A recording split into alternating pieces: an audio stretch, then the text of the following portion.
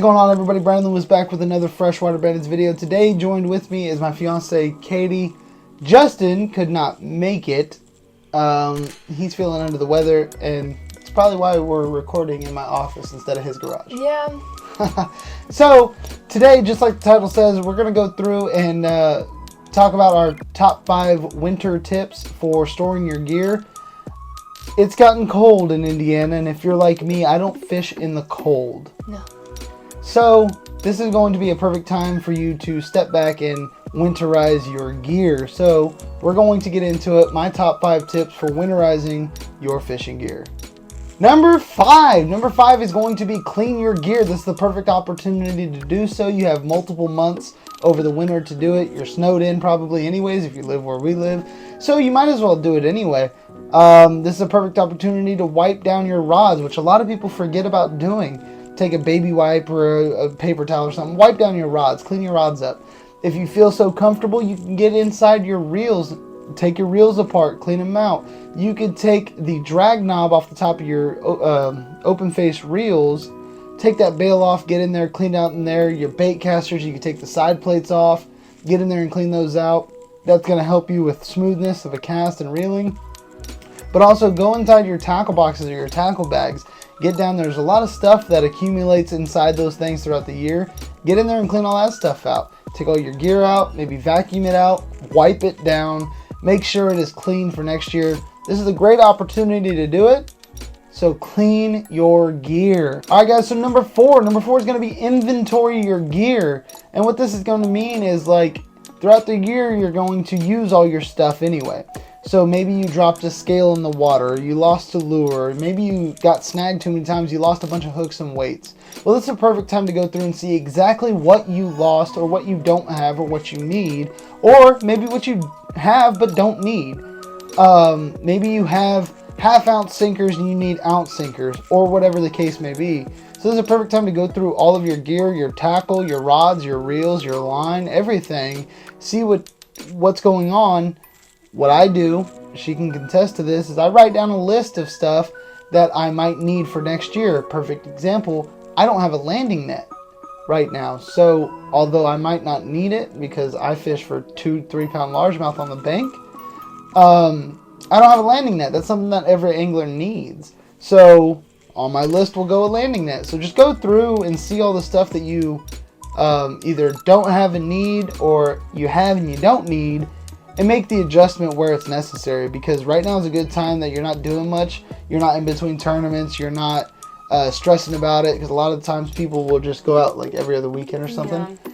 And when you go out not as frequent as we do, then you'll go home, go, oh, I'll get it next time, and then you forget. Yeah. You have months to remember. You have months to take care of it and fix it. This is your opportunity. Inventory your gear and take care of whatever you need. Just don't lose your list. Right. If you lose your list, you got to make a new one.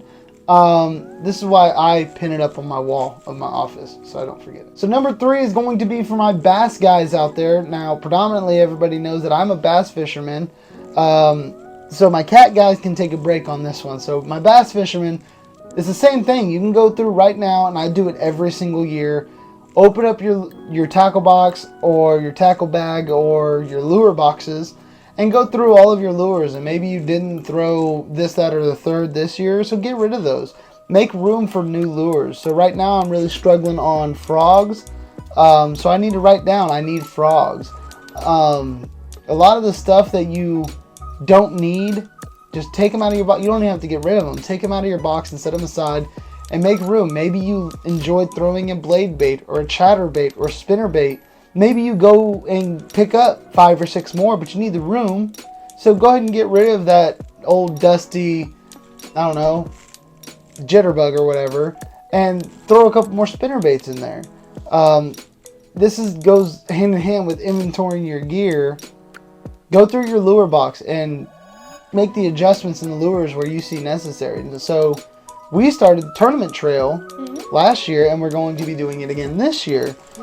So I found out that a lot of the stuff that I have, and I have a lot of lures. I have thrown a ton of lures at a summer Indiana bass that I did not catch anything on.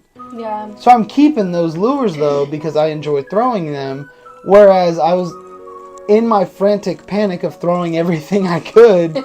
There's a lot of stuff that I didn't even think about reaching for until I looked at it later, and I go, why is that even in there? You know, so go through your lures, take out some of the lures that you've never used or you bought because it was pretty, take them out, set them aside, go get yourself some new lures, take it easy. Maybe you catch more fish that way. Number 2 is going to be something that I'm just going to start this year. So I'm really bad at changing out my line on my rods. This rod right up here, I don't know if you guys can see it, it's my catfish rod. It has the same line on it from 4 years ago. The problem is I'm extremely forgetful and a little bit lazy. So I forget to change out my line. Well, what that results in is me breaking off a lot. So this is a perfect time to change your line. Yeah. Right. But what I do is I will take all this line off and I'll leave it off my reels all winter long. So my reels will be naked all winter long. Come springtime, you can't go fishing if you don't have line on your reels. So that's going to force you to get it done. You could sit there and say, oh, you know what, I have all winter, I'll get it done, next month. But the problem is you'll get busy and you'll forget, and then here comes April, May, or June, and you've already forgotten. You say, I don't need it. And now you're breaking off every fish because you forgot or didn't want to change your line. So take your line off throughout the winter, and that's going to force you to put line on it next year, brand new line, unless you're a psychopath and you're putting the old line back on it. I mean, more power to you. I guess. If you want to break off fish, put the old line back on. But if you don't want to, put on new line. Just take your line off throughout the wintertime. We're literally getting ready to do that soon. So take your line off throughout the winter. That's going to force you to put it back on in the springtime. And number 1 should be a no-brainer, but it's going to be on the list. So our number 1 today is going to be store your gear safely. That's not just your rod and reels. That's all of your gear. So right now, we just reorganized my entire office. So all of my tackle boxes are in the corner of my office under lock and key. And as you can see behind us, all of my rods are up on the wall. This is going to prevent my rods from getting bent, my rods from getting knocked over, my rods from getting any sort of damage on them at all throughout the wintertime.